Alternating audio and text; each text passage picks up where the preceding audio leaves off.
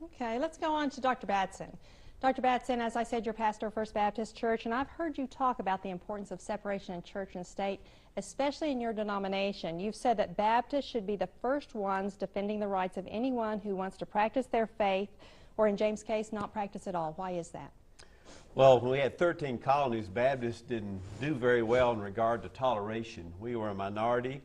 Whether it was Isaac Backus, who was being persecuted in New England, or whether it was Leland being persecuted in Virginia, it was either the Congregationalists or the Anglicans that were literally, physically beating up on the Baptists.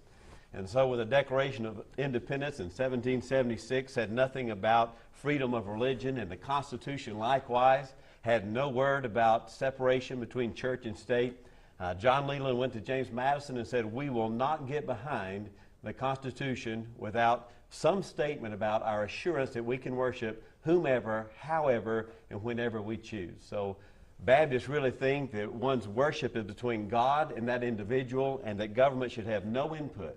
Now, that does not mean that Baptists think that everyone is equally right. We think that Jesus Christ is the only way to heaven, but we defend our neighbor's right to be wrong, and we think there should be no coercion in matters of faith. So if separation of church and state is so important, there are certain times in our civic life here in Amarillo where people say Christian prayers and those kind of things in public meetings. Is that right? I think that is right. I think there's a difference. What we were opposed to in early America, or even before America, when we were colonies, was we didn't want to be taxed to pay for a Congregationalist preacher's salary or Anglican clergy salary. We didn't want to be forced to go to church. But when you live in a generally Christian community, there's something called civic religion. It's really no more than any president giving a speech and saying at the end, "God bless America."